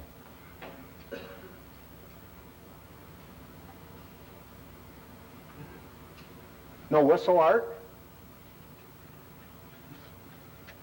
All right, here we go. Here we go. What was the point on this one? Center getting on the mic. Yeah. Good angle. This is the center. Look at this. I made this point of helmet adjusting. All right. The center here is helmet adjusting. He takes the angle one man past the guy. I'd say it's pretty good. Maybe he's just a little bit short, all right? But that's a pretty good angle right there. He moved a little bit, all right? But that's his angle. That's the line that he's going to strike right over like that. As he continues to take this angle, if that guy crosses the line, don't hit and turn him out, kind of like I showed you over here. Helmet adjusts. You can see him adjust his angle. See how he adjusts his angle? He's taking an angle. Now he adjusts his angle. You see, well, I'll do it with him. Adjust his angle. Right there. Angle, adjust his angle. Head across in front, show your shoulders a little bit higher, right? Head across in front, magnificent block now, all right? Magnificent. Head across in front, power behind. Flipper, drive and sustain. That's what we're looking for. That's adjusting your angle. He knows that as the back's running, he's taking the color away. This is what I mean, taking the color away. Right there. You can't see the defensive guy. The only thing you can see is a black shirt. If he were to be inside and this guy were over here, you'd see a white shirt. And if you were the back, just like me, him, anybody, if you were running and you saw a white shirt, you'd say, oh, fuck, and you'd start running over there somewhere. I wouldn't go run over to that white shirt. But as long as that center there has taken away the color, I can continue to run my course. Question? If the three slants, that's kind of something that we are concerned about a little bit, all right? No, if the three slants, we have different situations. A lot of times we can read the guy's stance, right? Sometimes we can't, all right? The center should take such an abrupt angle against teams that have a tendency to pinch that guy. The center will now zone it with the tackle. We'll make a call where we would determine to do that, all right? Or the center will just work tight through that gap and collision the guy. We have a technique that we call a ricochet technique for the center. That if he's working through this gap right there and he pinches, all right, and I don't have time to helmet adjust, all right, I probably should if I take a good bucket step, right, but if I don't have time to helmet adjust, then I will just kind of ricochet him, knock him off balance, and work back on my angle, all right? And that's the best you can do. But if you knew if he was tighter, we'd make a call where these two guys would zone it. If he lined up inside, we'd make a different call, which I'll get to. Sure.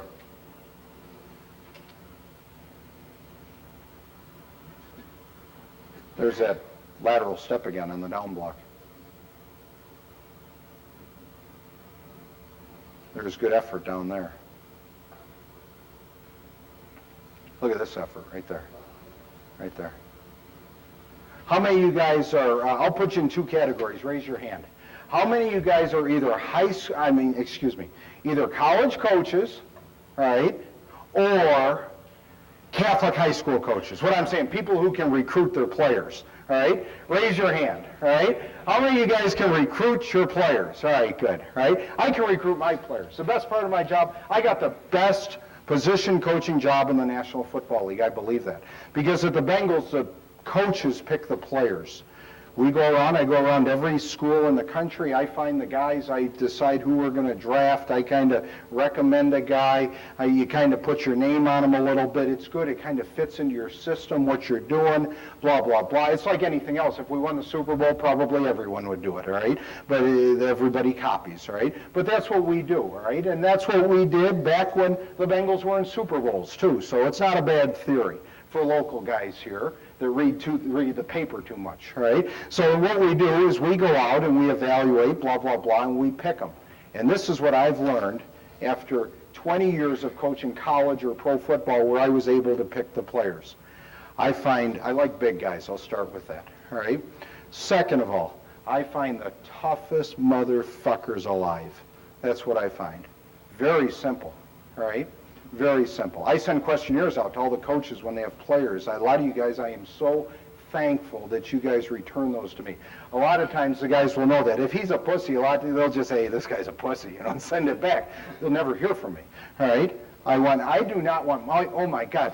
If let's say you got this quarterback coach come up to you and say, hey, I got this guy in my area. Boy, he's a wonderful athlete. Oh, he can really move his feet. Oh, he plays basketball, all right? Like, who gives a fuck, you know what I mean? He plays basketball. He's a great athlete. Oh, but he's just not a very good lineman right now. Great, let him go to somebody else, all right? Let him go to somebody else. You don't got to get them all. When you pick players, it doesn't matter who you don't pick, it's who you do pick. All right? That when you go get guys, don't make any mistakes. You know what I mean? I always thought Notre Dame, the hardest part of that job wasn't recruiting. The hardest part of Notre Dame was just picking the right guys. right? And that's kind of the whole thing. You know, any place where they have the option to do that. If you had all first-round draft picks, just pick the right guy. So what I do, I go around, I find the toughest motherfuckers walking the face of the earth. That's what I find, right? Some of them are great athletes. They're high draft picks. Some of them are lousy athletes.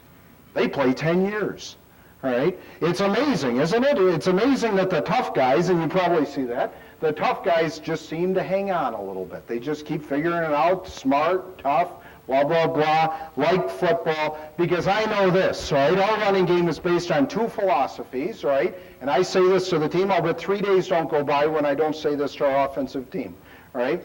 Two philosophies in our running game. Number one, we trust each other. We trust each other. Number one, we trust each other.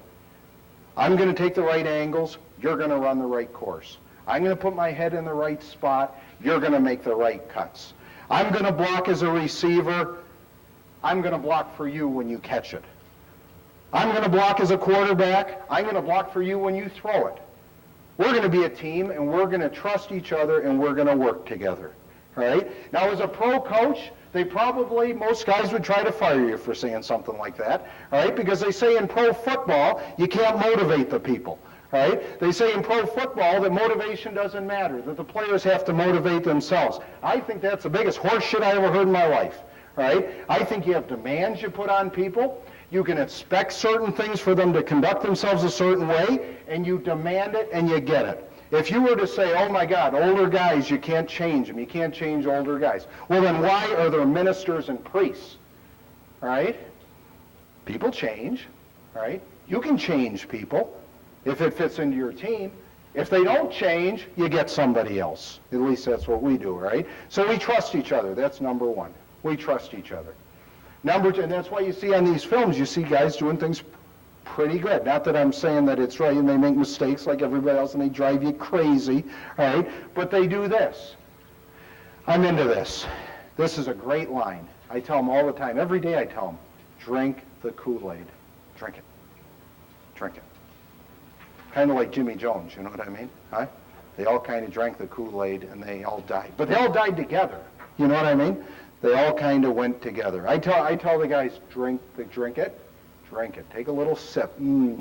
Tastes wonderful.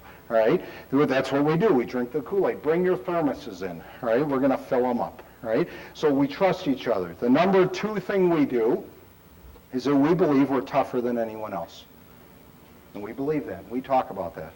And we're going to out-hit you, and we're going to out-finish you, and we're going to out-sustain you, and we're going to fight like hell, and we're going to work like hell to get it done. All right?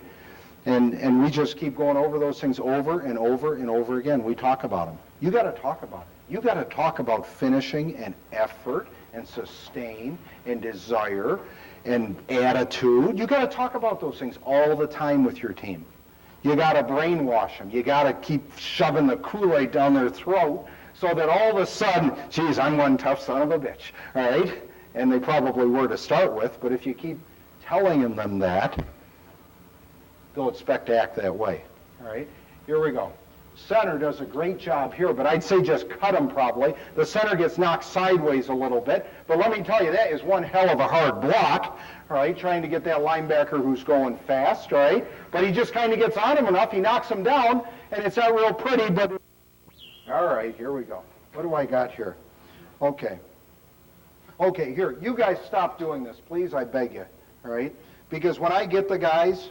All right, when I get the guys, you guys have done such a great job of coaching this that it takes me forever to fix it, all right? Now listen to what I'm saying, all right? There's a very fine line here to what I'm going to tell you, all right? In the pass protection, quit setting with your hands up, all right? You do a great job. They say, oh, you got your, oh. They got their hands up. They got their hands up. They got their hands up. And what do? Frickin' knock them down, underneath grab, all right, all that kind of stuff. Where did I learn that? Everything we do is an underhand grab. And if you were watching the films today, those guys set their hands, but their hands weren't up, all right? Setting with your hands up means extending them out like that. And every rookie I get, they sit and they get their hands up like this. And they can't control this. I know this. Believe me, I don't care what level you're coaching. If you're rushing a guy and a guy sticks his arms straight out at you, I Joe Klecko him with the arms underneath, pick him up, or I do like Coach said, they're knocking down. Look at the coach there, right there in the back. All right, there we go. They knock him down, and there they go around. All right, sure as shit. All right, that's what I do. I don't care what level I was coaching. All right, quit setting with your hands up. When you set with your hands, right, and I'm telling you not every, I don't want to insult anybody, but I'm saying that probably the biggest problem, two biggest problems, right, that I think if I were to give a State of the Union on the offensive line technique in the country address, all right, these are the two areas that I would address the most, because I work these guys out more than anybody. There's no one in the world that works out more college guys than I do, all right, because that's how the Bengals do it. Number one, big flaw, people set with their hands up. Everything is an underhand grab. When you watch these tapes today of the real guys doing it, Eric Williams, oh my God, Larry Allen, all right, Tarek Glenn, you know, all those guys really doing it. When you watch Willie Anderson, watch Tony Baselli sometime, who's a tremendous player. Watch Jonathan Ogden, who's a tremendous player. When they set, their hands are down. It's unbelievable. Their elbows are cocked. Their elbows are cocked. You see them all the time. Watch the real guys who can play. When they play, Willie Anderson, my tackle, he sets, his hands are down here. Down. The tackles, since they're farther away, can start with them a little bit more down than the center probably can because they're tighter. All right? And what kind of cause that? Because everything we do is an underhanded deal. It's either a flipper, it's a two-hand punch and grab, right? It's a striking punch. We do the thing, I do not do this in the pass protection, that if a guy gives me chest, I learned this back in high school. If she gives you chest, take chest. Not rape if she gives it to you, right? If she don't give it to you and you take it, it's not a good thing, right? Not allowed to do it, all right? Same thing in the pass protection. If I set, if that guy gives me chest, I take chest, and I grab it. Thumbs up on the chest, right here, on the dumbest damn invention in the world. This would be in the State of the Union of the defensive line, all right? Whoever invented these shoulder pads, where you can just grab them right underneath there, I want to kiss, all right? Because you come right there and ping, that's all she wrote. Why would I ever punch and separate a guy who gives me chest when I can just grab him? You heard Howard today. He said, well, you know, it helps you just kind of grab them. You know, that's the hardest thing in non-pads when you work. There's nothing to grab, all right? My big slow guys that I got, right, they can grab anybody, right? Now, they don't do like Hudson said, grab across your body, blah, blah, blah. Those are all the fallacies of grabbing, all right? But it's shuffling the feet, staying on the guy, staying centered, punching, grabbing, and stopping them, all right? So we set with the hands, elbows down, thumbs up. Thumbs are always up. Thumbs are up in everything we do, whether it's a two-handed grab on a drive block or whether it's a lift on a pass protection. Thumbs are always up. And why are the thumbs are always up? Because it's the same thing of grabbing the hand. If the guy grabs your hand a little bit, all right, that you're able to work away from the thumb all the time to get them off, right? That's a different discussion, right? So here we go. We get hands up, we set them. So we don't set with our hands up.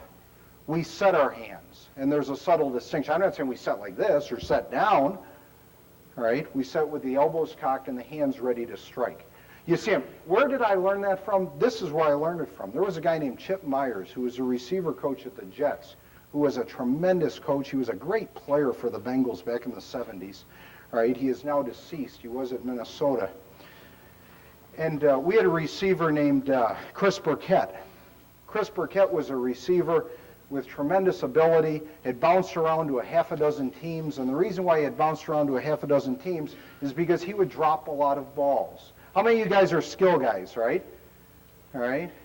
Oh, great. Oh, okay. Brad and shit. I know. All right, good. They all left. Great, all right? Okay, so here, if I don't know anything about receivers, right? But I was trying to coach tight ends, so I had to kind of fake it a little bit, you know? And so the receivers, right, he took Chris Burkett, who had a history of bouncing around to different teams and not making it because he would drop balls all the time, to a level where he had phenomenal hands. And in fact, he played a couple years almost at a Pro Bowl level. All right, he was a dominant player, particularly on special teams. All right, but anyway, so Chris Burkett, why would he drop balls? This is why he would drop balls. Because when the ball would come, he would have his hands up, waiting for the ball, and by the time the ball got there, for whatever reason, you'd have to once again be a neuropsychologist or whatever, by the time the ball got there, he would drop it. So Chip taught him, when he caught the ball, to keep his hands down, and at the last second, snatch it. All right, and I think that's true. Where do you see that in blocking? I see it in blocking all the time. I see it when guys will set with their hands up in the pass protection. They've got their hands up. Now tell me if you can't see this, right? They set, they've got their hands up, they go to punch, and for whatever reason, the first thing they do is they drop their hands, and then they punch them again. All right? Why do they do that? Because their hands are too high. If you got a guy who's missing his jam all the time, all right, you know how you got a guy, he's punching, and then he hits a move, and shit, he's missing all the time? I'll bet you the reason why that is because he holds his hands too high, and then he drops them, and then he punches. Right? So just tell him, hold your hands just a little bit lower. Just a little bit lower so that you can get them up underneath and strike up with your hands. All right? That's kind of a technique to cure that fungus. All right? Okay, here we go. We get a one technique. I just said Willie because the right tackle Willie's pulling here. All right? Obviously, these aren't the calls that we make. All right? These are kind of pseudo calls because the camera's running. All right, here we go. So we got one technique here. All right, this is good. One technique, we pull the tackle. This is a special look. And this is a tough call. All right, they kind of screw it up a little bit until they get it. Why do we even make that call? Because it doesn't make a lot of sense, you know, because it's not a bubble, blah, blah, blah, blah, you know. We make it because the defense has a hell of a problem. So because we can zone block for this guy, and we can cross block for this guy and send the fullback through. A lot of times there's no safety when there's four to the side there. All right? Coach, can I just ask you a question? Sure. On the last one, where you got a 1 and a 5 and walk down, what determines? Last play, we had this one right here, Coach? Yes. Your guard's still pulling there. He felt here that he was probably tight enough where he could still block him. If he felt that he was in there a little bit more and you're splitting hairs where the guard had a nice clean angle to get off and get the backer, he would make that call. He probably felt right here with the proximity of all this that he has a tough angle to get through. And we kind of know this. We see the alignment here, all right? In pro football, when we see a guy on the guard and a guy on the tackle and a guy on the end of the line of scrimmage, red flag. And it's the same red flag that any of you people, if you ever played against a stunt 4-3, is the same thing. The reason they get in that particular structure there is to twist these guys. Twist these guys here, pinch these guys, work all kinds of games. We call that a loaded. They load it up. You know what I'm saying? So on the loaded here, we would anticipate that and try to block the twist. We would come up to the line of scrimmage, and once again, we'd make that watch it call. You know what I'm saying? Watch it, here we go, boom. All right? Means a lot of things.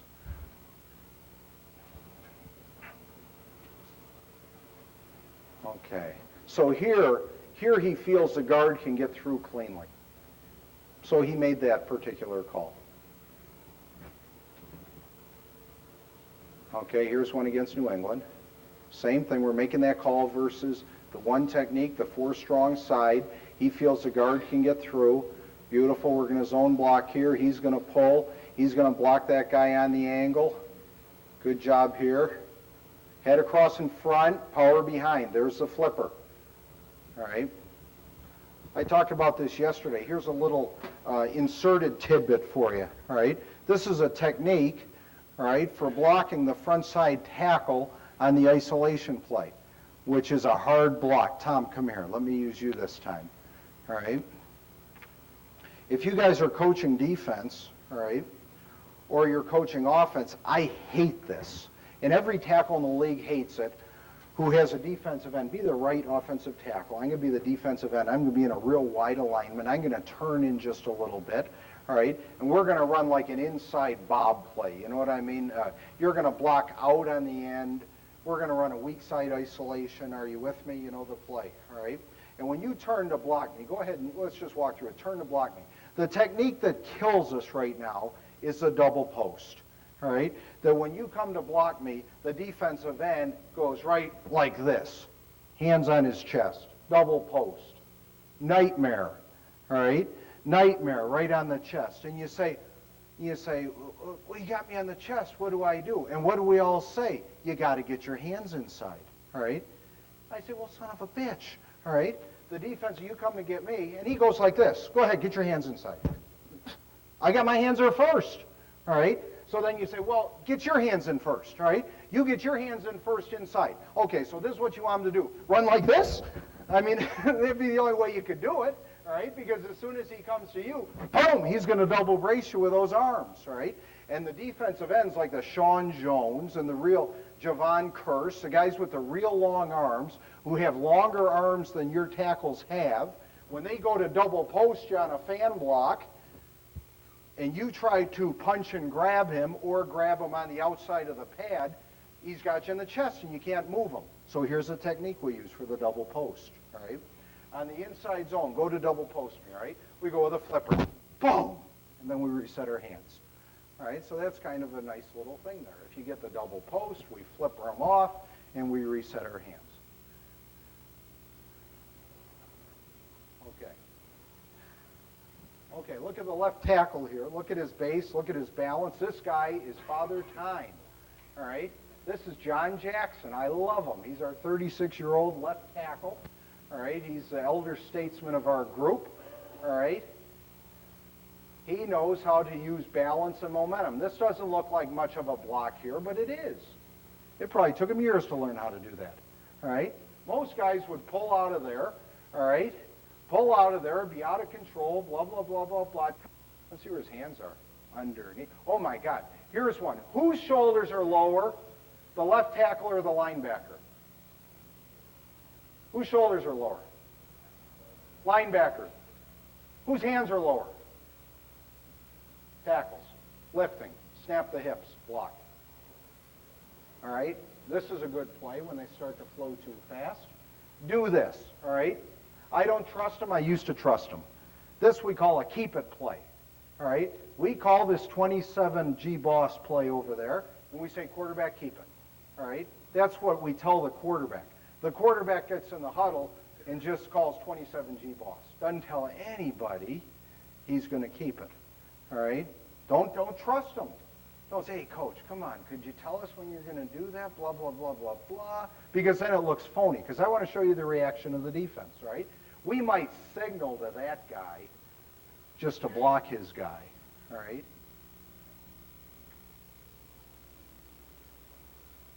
All right, that is 27G boss, quarterback keep it. Look at the defense. I know he should have handed it off. Doesn't that always go that way? All right, here we go.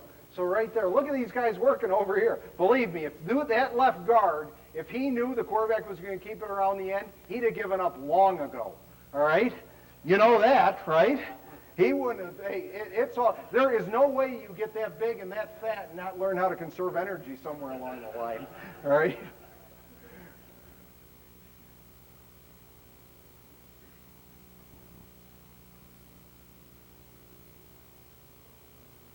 All right, so there we go. This is a cut on the back side. This is nice. All right. Get him down.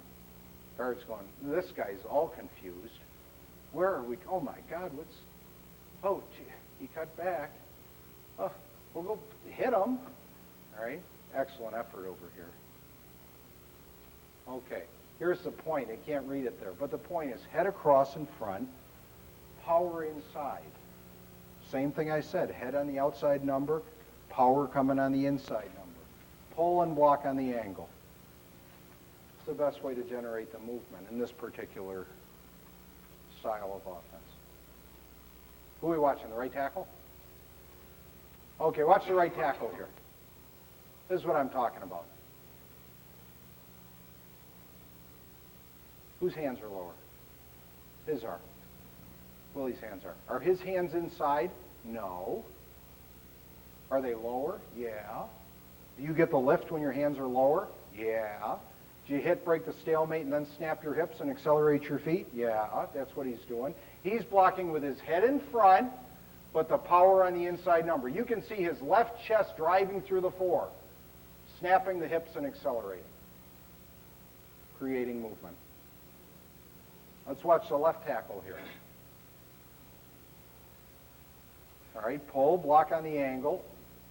All right, head outside, power on the inside. All right, now, let me make a point here. Most guys, if the guy was right in that area, would have tried to bring their hips around to hook him. I'm not talking about a guy who's way in here, like we saw John Jackson do. This guy's right here. The head's out there. Look at the shoulder turn. His shoulders are turned this way. And when the guy starts to come off his block, he is able to sustain. If you pull around and block anybody and your shoulders are square on more of an outside play, when he starts to fight to the outside, he comes off your pad. All right, so that the fit that this guy has on that particular linebacker is the head across in front, power behind, with his shoulders on that angle. Takes the color away. Watch the left guard. Same theories.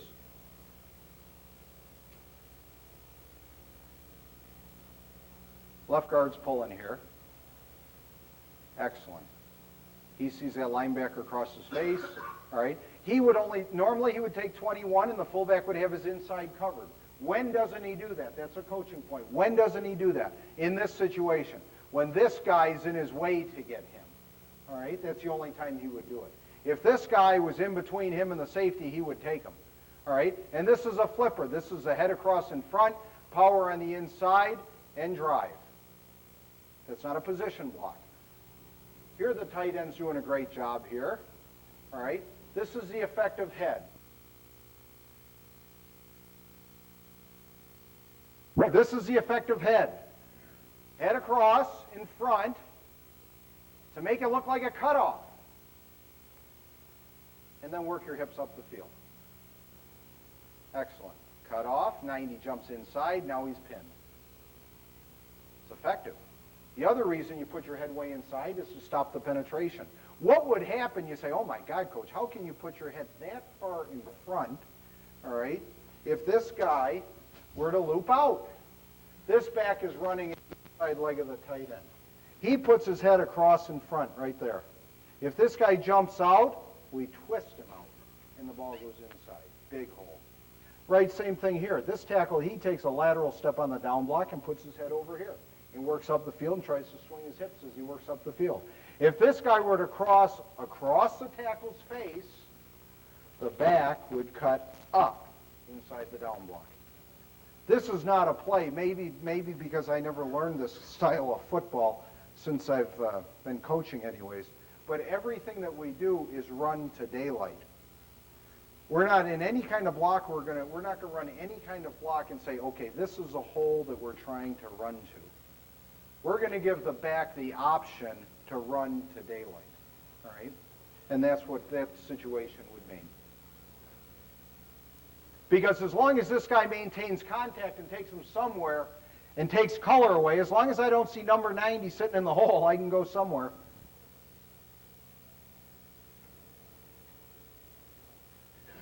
Here's the tight end.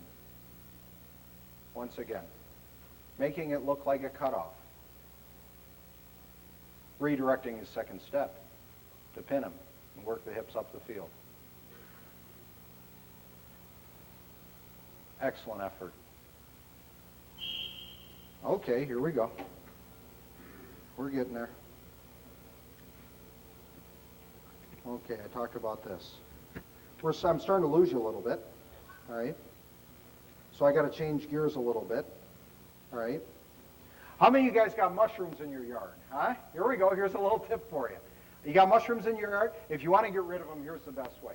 Go get a little laundry detergent, put it in a cup, add some water, mix it up, get a paintbrush, put it on the mushroom, tomorrow morning it'll be gone. Like magic. True. It's true. The only thing I know more about blocking is gardening. I'm really into it, all right? I don't know why.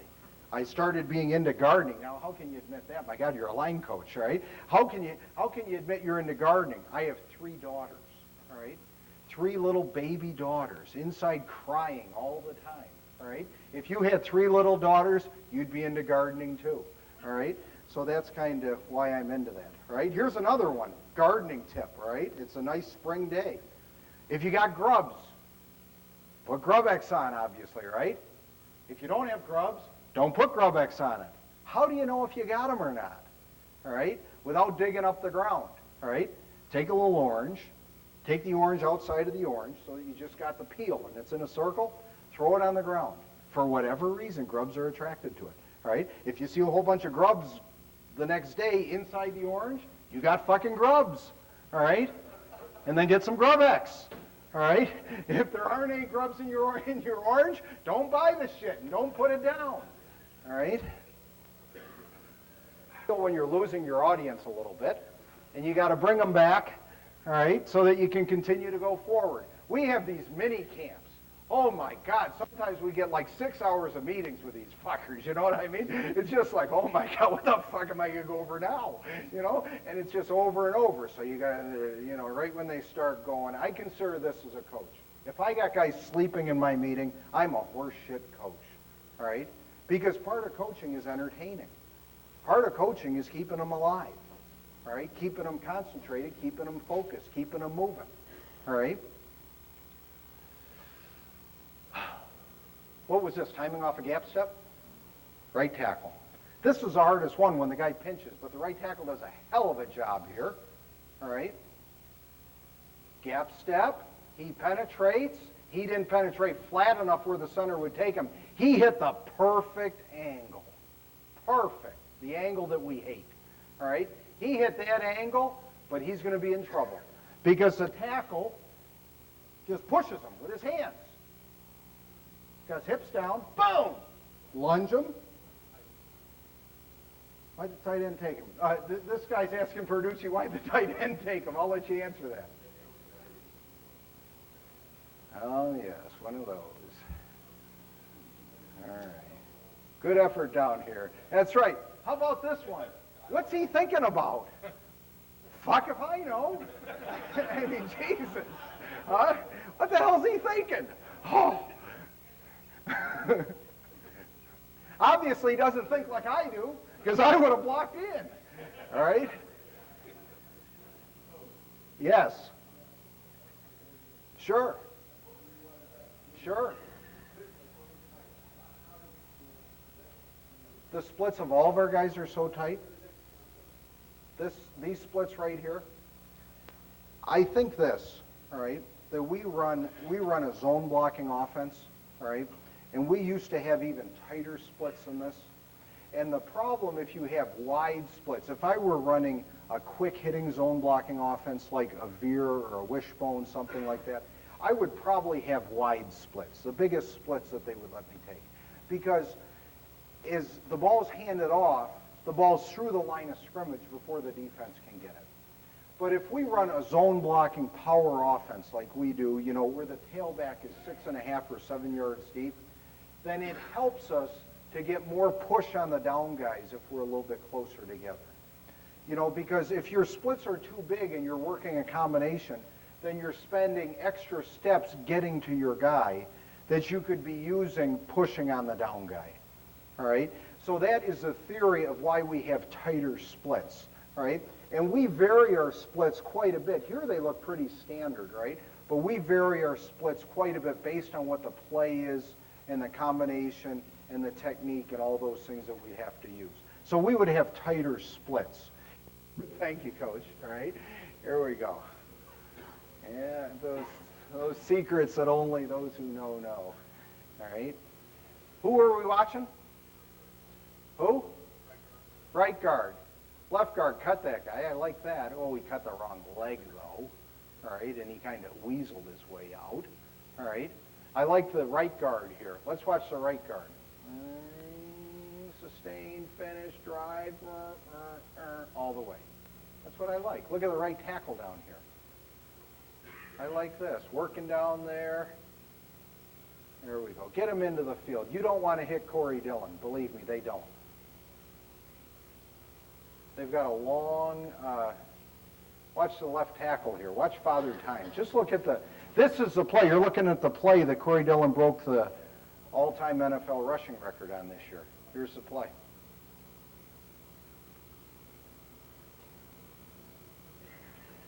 We ran, I'm not trying to tout my own horn. I want to make an illustration here. All right, please understand the difference. We ran for 407 yards against this particular team. This team is an 8- and 9-man front team. There's not a team in football that puts more in the box than this defensive team. All right, and we ran for the most yards and have been run in the National Football League in 50 years in this game. All right, that's thousands of games. All right, so what I'm going to say is 8- and 9-man fronts. Do they stop the run? They give up big plays. If you can figure out how to get on the guys and it gets through the line of scrimmage, goodbye. All right, who are we watching here? The left tackle, Father Time, John Jackson. Hell of a guy. Finish, stay on him, keep working, keep going, get downfield. There we go. Look at the effort of this receiver here. Do this. The guard down there is jogging a little bit. All right.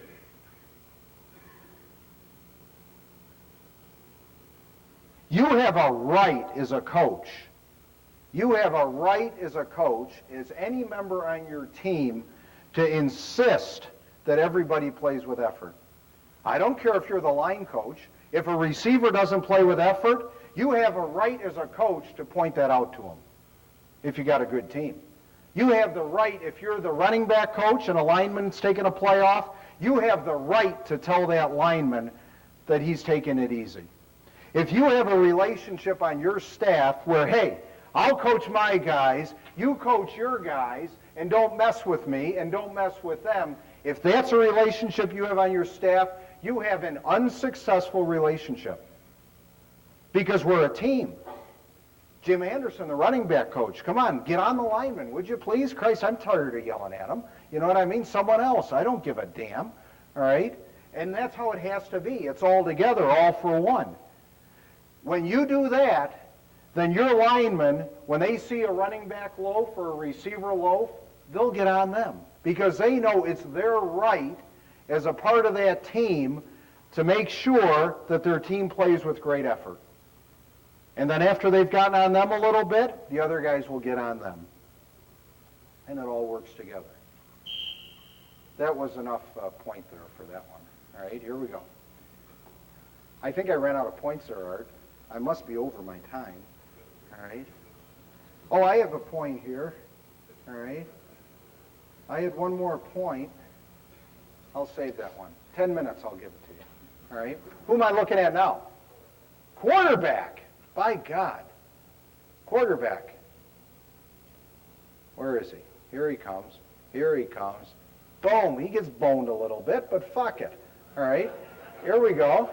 Here's 83. There's guys diving on the ground over there. There's nothing wrong with that. There's a guy right there pissing on a fire hydrant. I don't know who that is. Who's that? The tight end?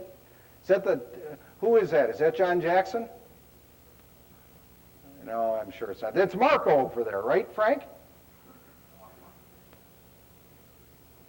Well, that's all right. That's good. Pissing on the fire hydrant. There we go. All right. There's quarterback boning. Here comes the receiver. Okay, let's get on him. All right. There's guys moving to the ball. All right, let's watch the center, the right guard, and the flanker. This one's 88 out the gate.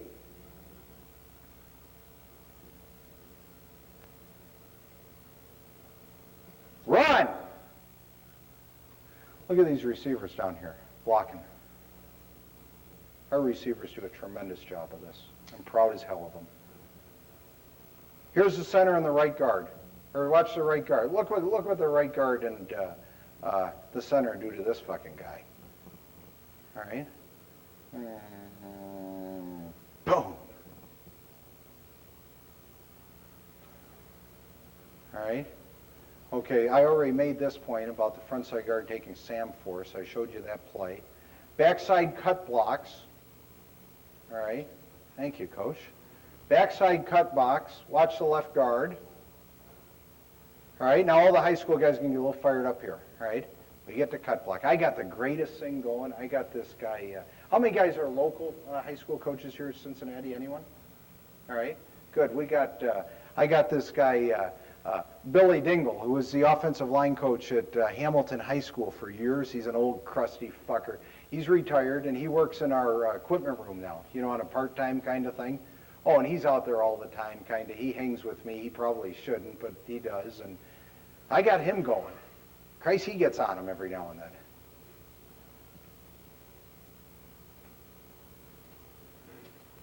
Left guard.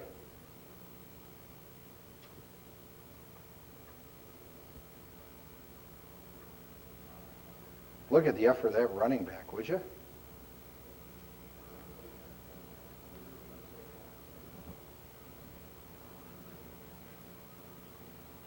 Here's good cut block by the left guard. Boom. Isn't that wonderful? Wham! Oh, gee, I'm so sorry. Right tackle. We're going to try to hurt you. We're not going to try to put you in the hospital, all right? But we're going to approach this football game like it's a boxing match. One of the very first things I tell them, I say, if you think of football more like basketball than boxing, you're the wrong kind of guy. Football's like boxing. 12 rounds, punch after punch after punch. Who are we watching? Right tackle. All right, let's see what the right, oh, that's good cut block. All right, good. Get him down. All right. I got one against Pittsburgh here that I kind of want to show you. Right guard, all right, we'll breeze through that one. I'll show you this one. Because then I'll have one of those, ooh, beautiful. Huh? Now, what's the point here? What's the point on the cut block? All right. The point on the cut block is that the far wrist is all the way across in front. Far wrist all the way across in front. Hit with the shoulder and rotate. Watch the whole right side here against Pittsburgh.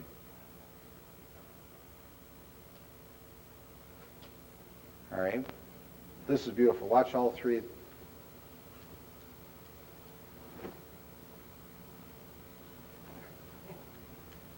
There we go. Watch these three guys.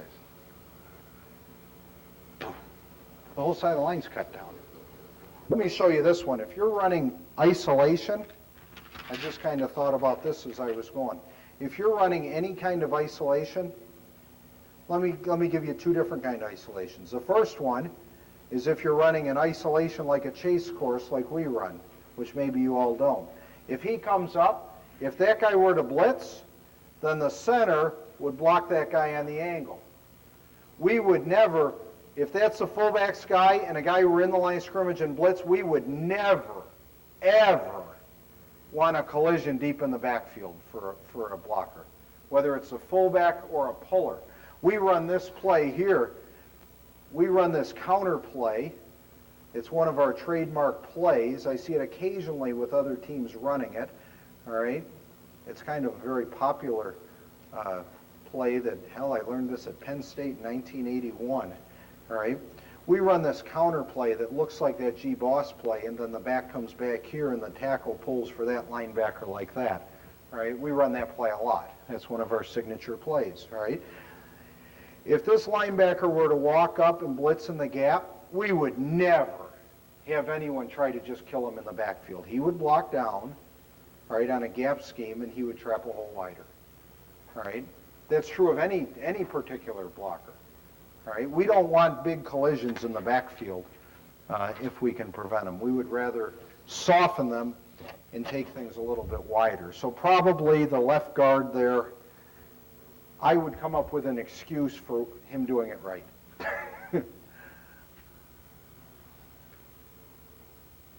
You got to be quick on your feet, because you know what happens. You know, the second a guy does something like that, now the clicker's dead. Clicker's dead. John? Wake up, John. Oh, there, no, it's dead. It's not working.